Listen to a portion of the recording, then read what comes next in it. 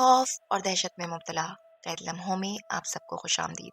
میرے چینل کو لائک اور سبسکرائب کریں اور بیل آئیکن کو لازمی ہٹ کریں تاکہ میری آنے والی ویڈیوز آپ کو وقت پر مل سکیں۔ گھر میں شادی کی تیاریاں اپنے عروج پہ تھیں۔ نجمہ بیگم کی اکلوتی بیٹی مہرو کی شادی ہونے والی تھی۔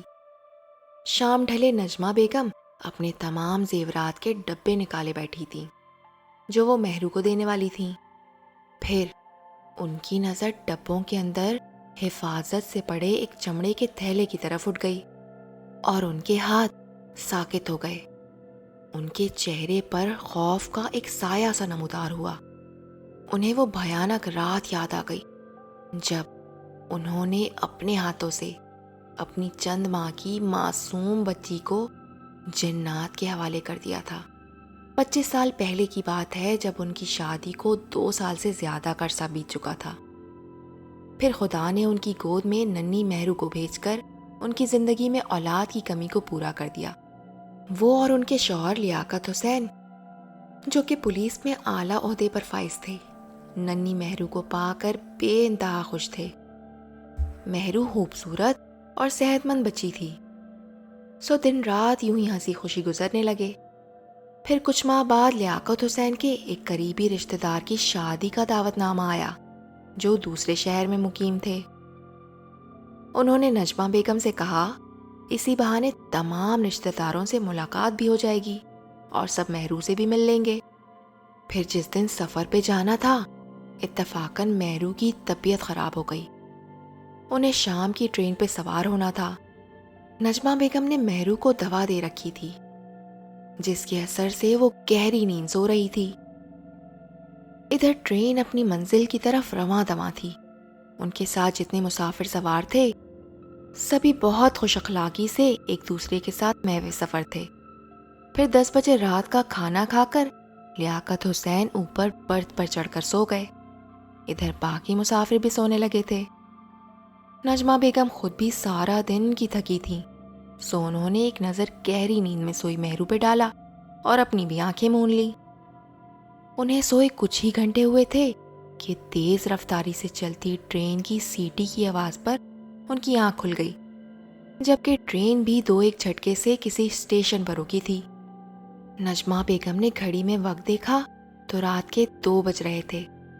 انہوں نے کھڑکی سے جھانک کر اسٹیشن کا نام پڑھا اور دوبارہ اپنی آنکھیں مون لی۔ تھوڑی دیر میں ٹرین دوبارہ چل پڑی اور اتنی دیر میں مہرو نیند سے جاگ گئی اور بری طرح رونے لگی۔ نجمہ بیگم نے اس کے منہ میں فیڈر لگایا مگر وہ دودھ پینے کی بجائے بس روئے جا رہی تھی۔ انہوں نے اسے بہت بہلانا چاہا مگر وہ تو چپ ہونے کا نام ہی نہ لے رہی تھی۔ پھر نجمہ بیگم نے اپنے میاں کی طرف دیکھا، وہ تو گدھے گھوڑے بیچے گہری نیند میں سو رہے تھے۔ سو وہ بیچاری روتی ہوئی مہرو کو لیے ٹرین کے دروازے کے قریب آ گئیں، کیونکہ مہرو کے رونے سے مسافروں کی نیند خراب ہو رہی تھی اور نجمہ بیگم کو یہ بالکل اچھا نہیں لگ رہا تھا کہ ان کی بچی کے رونے کی وجہ سے دوسرے مسافروں کے آرام میں خلل پڑے۔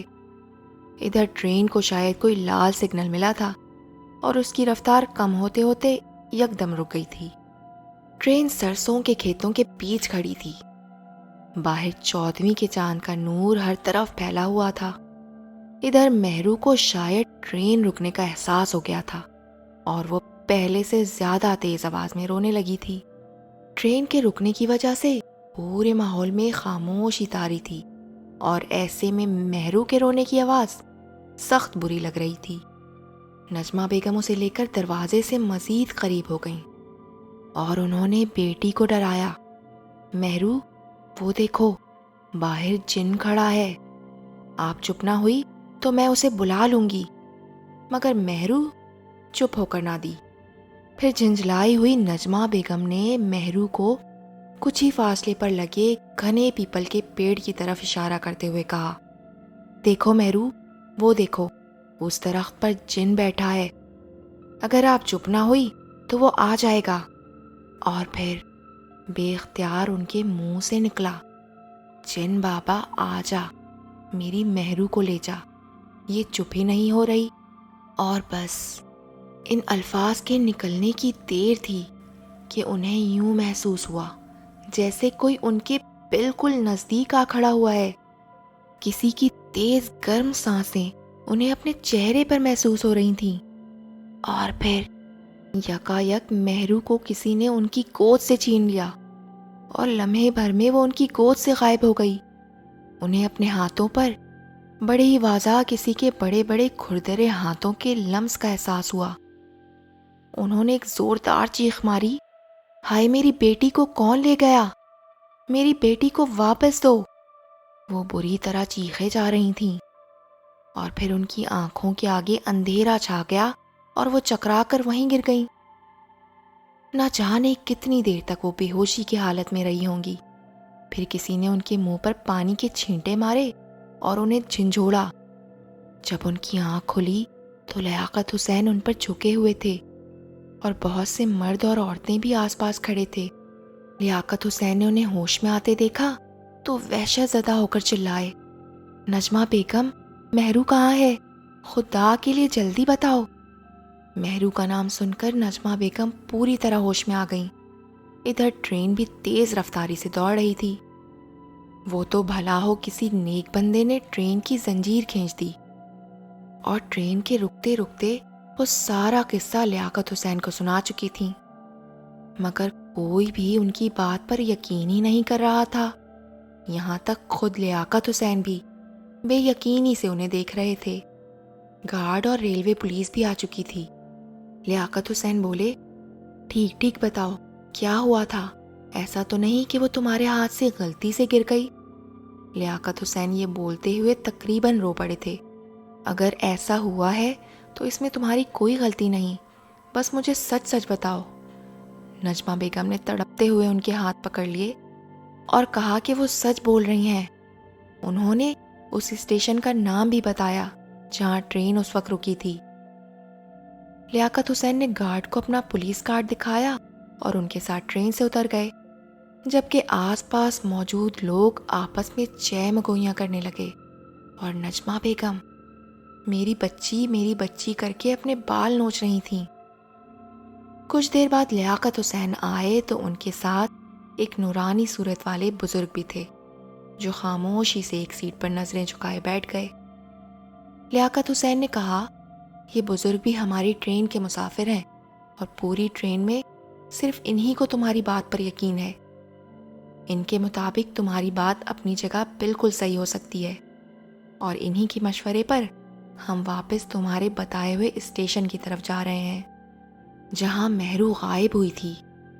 پھر بزرگ نے نجمہ بیگم کو مخاطب کرتے کہا، بیٹی، خدا سے اچھی امید رکھو، انشاءاللہ جلد تمہاری بیٹی تمہاری گود میں ہوگی۔ بس کبھی بھی اپنے منہ سے ایسے الفاظ نہ کہنا، کیا معلوم کس وقت کون کہاں موجود ہو۔ پھر وہ لوگ ٹرین سے اتر کر ایک گاڑی میں بیٹھ گئے، اور قریب 40 منٹ کی ڈرائیو کے بعد وہ اس جگہ موجود تھے جہاں سگنل ڈاؤن کی وجہ سے ٹرین رکی تھی۔ ان بزرگ کا نام محمد امین تھا۔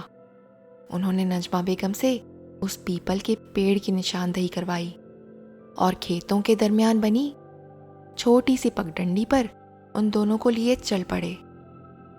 کچھ دور چل کر وہ تینوں ایک گھر کے پاس پہنچ گئے۔ اس وقت رات کے 3 بجے تھے۔ امین صاحب نے گھر کا دروازہ بجایا۔ کچھ دیر بعد گھر سے ایک شخص نکلا اور ہونکوں کی طرح انہیں دیکھنے لگا۔ امین صاحب نے شفقت بھرے انداز میں اس شخص کو بتایا کہ وہ مسافر ہیں اور ان کے ساتھ ایک ناگہانی حادثہ پیش آیا ہے جس کے سبب انہیں رات گزارنے کے لیے جگہ چاہیے۔ پھر تھوڑی دیر بعد نجمہ بیگم زنان خانے میں تھیں اور وہ دونوں اہل خانہ سمیت صحن میں تھے۔ جب گھر والوں کو تمام قصے کا پتہ چلا تو وہ سب بھی دکھی ہو گئے، اور کچھ دیر بعد گرما گرم پراٹھوں سے ان لوگوں کی توازہ کی گئی، جس پر وہ تینوں ہی شرمندہ ہوئے بنا نہ رہے، اور لیاقت حسین کے زور دینے پر نجمہ بیگم نہ چاہتے ہوئے بھی سو گئیں۔ صبح کے 7 بجے تھے جب ان کی آنکھ کھلی۔ گھر میں موجود ایک بچے نے نجمہ بیگم کو پیغام دیا کہ لیاقت بھائی آپ کو بلا رہے ہیں۔ نجمہ بیگم باہر گئیں تو لیاقت حسین کا خوشی سے چمکتا چہرہ دیکھ کر بے صبری سے بولیں، کیا ہوا؟ میری مہرو مل گئی کیا؟ لیاقت حسین نے جواب دیا، نجمہ بیگم، بے شک خدا کی ذات رحیم و کریم ہے اور اسی نے ان کو ہماری مدد کے لیے بھیجا تھا۔ جانتی ہو یہ اپنے محمد امین کون ہے؟ پھر نجمہ بیگم کا ہونک بنا چہرہ دیکھ کر خود ہی بول پڑے، یہ بہت پہنچے ہوئے بزرگ ہیں اور خدا کی مخلوق کی مدد کرنے کو عین عبادت سمجھتے ہیں۔ وہ رات بھر عبادت اور مختلف قسم کے وظائف میں مشغول رہے اور اب کہتے ہیں کہ کچھ ہی دیر میں انشاءاللہ ہماری بیٹی ہمارے پاس ہوگی۔ نجمہ بیگم کا چہرہ بھی کھل اٹھا۔ ادھر امین صاحب نے گھر والوں سے کہہ کر ایک کمرہ خالی کروایا اور گھر کے مالک جن کا نام نذیر محمد تھا ان سے کہا کہ ابھی تھوڑی دیر میں کچھ لوگ آپ کے دروازے پر آئیں گے، ان سے کوئی بھی بات نہ کرے۔ پھر انہوں نے نجمہ بیگم کو مخاطب کرتے ہوئے کہا، بیٹی آپ نے بہت ہمت سے کام لیا ہے، بس تھوڑا صبر اور کر کے ان کو کچھ نہ کہیے گا جو آپ کی بیٹی کو لے گئے تھے اور اب وہ اسے واپس کرنے آ رہے ہیں۔ اس سارے واقعے میں ان کا زیادہ قصور نہ تھا، بلکہ وہ تو غلط فہمی کا شکار ہو گئے تھے۔ ادھر نجمہ بیگم کے ذہن میں بہت سے سوالات گل بلا رہے تھے، مگر ان کا دل گواہی دے رہا تھا کہ محمد امین ہی وہ انسان ہے جو خدا کے حکم سے ان کی بچی کو واپس دلوا دیں گے۔ پھر نذیر محمد نے دروازے سے جھانک کر بتایا کہ ان کے مہمان آ گئے ہیں اور کچھ دیر میں 3 لمبے قد کاٹ کے آدمی جو نہایت صاف ستھرے سفید کپڑوں میں ملبوس تھے اندر داخل ہوئے۔ ان کے چہروں کی رنگت سرخ و سفید تھی۔ ان میں سے 2 نوجوان تھے، جبکہ تیسرے کے چہرے پر لمبی سفید داڑھی تھی جو دکھنے سے ہی ان کا سردار لگتا تھا۔ تینوں نے محمد امین صاحب سے نہایت عقیدت سے مصافحہ کیا، جبکہ لیاقت حسین اور نجمہ بیگم کی طرف دیکھ کر محض سر ہلایا اور امین صاحب کے سامنے سر جھکا کر بیٹھ گئے۔ ان کے چہروں پر ندامت اور شرمندگی صاف نظر آ رہی تھی۔ ان لوگوں نے آنکھوں ہی آنکھوں میں امین صاحب سے کچھ کہا۔ پھر کچھ دیر کی گہری خاموشی کے بعد امین صاحب بولے، بس بہت ہو چکا، آپ لوگوں کی وجہ سے پہلے ہی بچی کے ماں باپ غمزدہ ہیں، لائیے اب ان کی بچی واپس کیجیے۔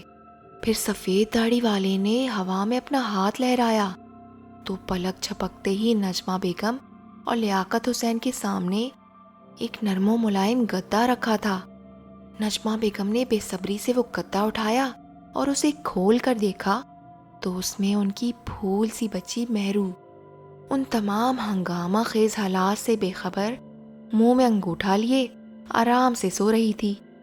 نجمہ بیگم اور لیاقت حسین بے اختیار بچی کو چومنے لگے اور پھوٹ پھوٹ کر رو پڑے اور خدا کا شکر ادا کیا۔